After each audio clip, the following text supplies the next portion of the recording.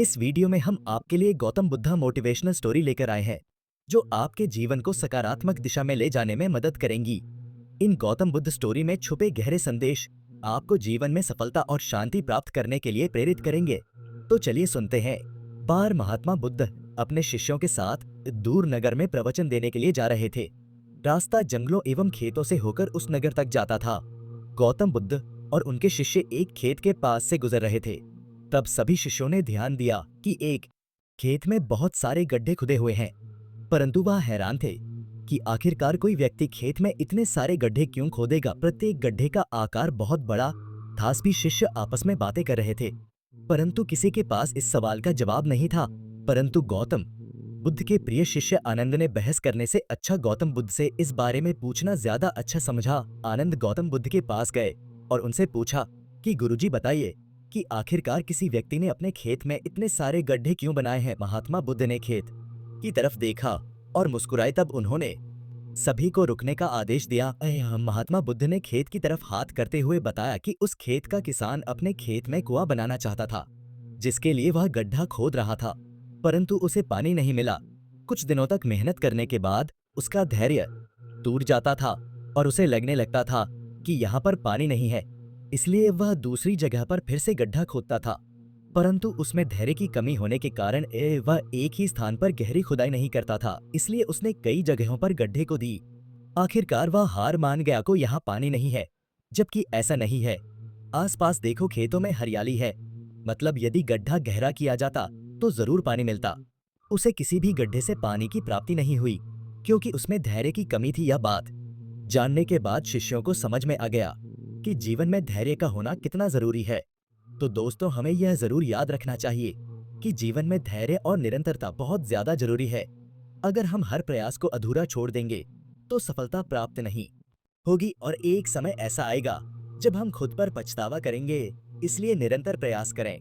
और इस कहानी में गौतम बुद्ध ने अमूल तोहफा के बारे में भी बताया है कि एक बार महात्मा बुद्ध पाटलिपुत्र प्रवचन देने के लिए गए। लोगों ने उनका बहुत सम्मान किया एवं बहुत धूमधाम से स्वागत किया। राजा बिंबिसार ने महात्मा बुद्ध को सर झुकाकर प्रणाम किया एवं उनको कीमती तोहफे दिए। सभी को पता था कि महात्मा बुद्ध नगर में आने वाले हैं, इसलिए प्रजा उनके लिए तोहफे लाई थी। सभी उन्हें तोहफे दिखाते और प्रणाम करके चले जाते। महात्मा बुद्ध अपना एक हाथ उठाते, जिससे वह इशारा करते थे कि मैंने आपका तोहफा स्वीकार कर लिया है। ऐसा कुछ घंटों तक होता रहा। सभी लोगों ने एक बात पर ध्यान दिया कि महात्मा बुद्ध सिर्फ अपना एक हाथ उठाकर प्रत्येक व्यक्ति का तोहफा स्वीकार कर रहे हैं, जिससे वह इशारा करते थे कि मैंने आपका तोहफा स्वीकार कर लिया है। तभी एक महिला महात्मा बुद्ध के पास आई और उन्हें दोनों हाथ जोड़कर प्रणाम किया और कहने लगी, हे महात्मा, जब मुझे पता चला कि आप हमारे नगर में आ रहे हैं, तब मैंने भी आपको तोहफा देने का सोचा, परंतु मैं लाचार, मजबूर एवं गरीब बुजुर्ग महिला हूँ। मेरे पास कुछ भी नहीं है। आपके आने की खबर मिलने पर मेरे पास सिर्फ यह आधा खाया हुआ सेब ही था, जिसे मैं खा रही थी। मेरे लिए सबसे कीमती यही था, इसलिए मैं आपके लिए यह ले आई। यदि आप मेरे इस तोहफे से परहेज न करें तो कृपया मेरा यह छोटा सा तोहफा कबूल कर ले, जो कि आधा खाया हुआ सेब है। तब महात्मा बुद्ध कुर्सी से उठे और उन्होंने महिला का आधा खाया हुआ सेब दोनों हाथों से स्वीकार किया। यह देख सभी लोग हैरान हो गए कि हमने महंगे महंगे तोहफे दिए, परंतु महात्मा ने तोहफा दोनों हाथों से नहीं लिया। पर महिला के साथ इतनी हमदर्दी क्यों? महात्मा बुद्ध ने महिला को प्रणाम भी किया। ये बात राजा बिंबिसार को अच्छी नहीं लगी। उसने महात्मा बुद्ध से इस विषय में पूछा। तब महात्मा बुद्ध ने बताया कि तुम लोगों ने मुझे जो भी तोहफे दिए हैं वह तुम्हारे धन का 10वां हिस्सा भी नहीं है, क्योंकि तुम लोग दोबारा कमा सकते हो एवं तुम में से ज्यादातर व्यक्ति धनी है। परंतु यह बुजुर्ग महिला जो लाचार है, वह अपनी भूख को मिटाने के लिए यह सेब खा रही थी, परंतु उसने मुझे तोहफा देने के लिए अपनी भूख पर नियंत्रण किया एवं अपने मुंह का भोजन मुझे देने का फैसला किया। इससे बड़ा तोहफा कुछ भी नहीं हो सकता है, इसलिए मैंने इस महिला का तोहफा दोनों हाथों से स्वीकार किया है। यहाँ पर हमें यह सीख मिलती है कि सबसे बड़ा दान वह है जो व्यक्ति अपने सबसे मूल्यवान चीजों में से दे। इसी तरह एक बार की बात है कि महात्मा बुद्ध रोजाना आश्रम में अपने शिष्यों को प्रवचन दिया करते थे, पर वह चौतरे पर बैठते थे एवं शिष्य नीचे बैठते थे। ऐसा कई वर्षों से हो रहा था, परंतु एक शिष्य ने आश्रम में यह बात फैला दी कि यदि महात्मा बुद्ध भेदभाव नहीं करते तो खुद ऊपर बैठते हैं एवं हमें नीचे क्यों बैठाते हैं। महात्मा बुद्ध का एक श्रेष्ठ शिष्य था जिसका नाम आनंद था। जब उसने इस विषय पर आश्रम में बातें सुनी तो उसने इस बात का जवाब महात्मा बुद्ध से पूछना जरूरी समझा। वह महात्मा बुद्ध के पास गया और उनसे पूछा कि गुरुजी, आप प्रवचन देते समय चौतरे पर बैठते हैं एवं हम नीचे बैठे हैं, इसका क्या कारण है? कुछ शिष्यों को नीचे बैठना अपमानजनक लग रहा है क्योंकि आप ऊपर बैठते हैं। यह सुन महात्मा बुद्ध बहुत हैरान हुए। तब महात्मा बुद्ध आनंद को लेकर सभी शिष्यों के पास गए और उन्हें इकट्ठा किया। तब महात्मा बुद्ध ने कहा कि क्या तुम में से किसी ने कभी झरने से पानी पिया है? एक शिष्य ने कहा,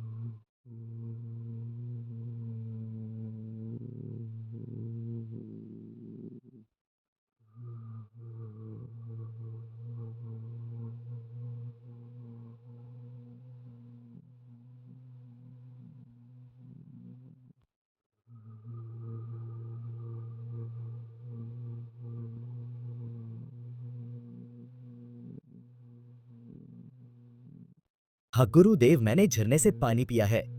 महात्मा बुद्ध ने कहा, तुमने पानी किस प्रकार पिया था? शिष्य ने बताया कि झरने का पानी ऊपर से गिर रहा था एवं मैं नीचे था, मैंने उस पी लिया। तब महात्मा बुद्ध ने कहा कि यही सृष्टि का नियम है। यदि झरने का पानी पीना है तो हमें नीचे खड़े होकर उसे पीना होगा। इसी प्रकार शिक्षा है। यदि हमें शिक्षा को प्राप्त करना है तो गुरु का सम्मान करते हुए उससे नीचे ही बैठना होगा ताकि आप शिक्षा को बेहतर तरीके से ग्रहण कर सके। यदि गुरु शिष्यों में शामिल हो जाए तो वह अपनी शिक्षा को बेहतर तरीके से प्रस्तुत नहीं कर पाएगा एवं नीचे बैठने से हम शिक्षा को बेहतर तरीके से ग्रहण कर सकते हैं एवं घमंड जो कि प्रत्येक व्यक्ति में होता है उससे भी मुक्ति पा सकते हैं। तब सभी शिष्यों को एहसास हुआ कि वह महात्मा बुद्ध के शिष्य हैं, परंतु उनके मन में घमंड आ गया था जो वह अपने गुरु की बराबरी करने की सोच रहे थे। सभी ने महात्मा बुद्ध से क्षमा मांगी। महात्मा बुद्ध महान व्यक्ति थे, उन्होंने सभी को माफ कर दिया। इस कहानी से हमें ऐसी मिलती है कि ज्ञान और शिक्षा प्राप्त करने के लिए विनम्रता और गुरु का सम्मान बहुत ज्यादा आवश्यक है। घमंड जीवन में सफल होने में बाधा बनता है, इसलिए इसे त्याग कर गुरु के मार्गदर्शन को स्वीकार करना चाहिए। जैसे झरने का पानी पाने के लिए नीचे झुकना पड़ता है, वैसे ही ज्ञान प्राप्त करने के लिए झुकना जरूरी है।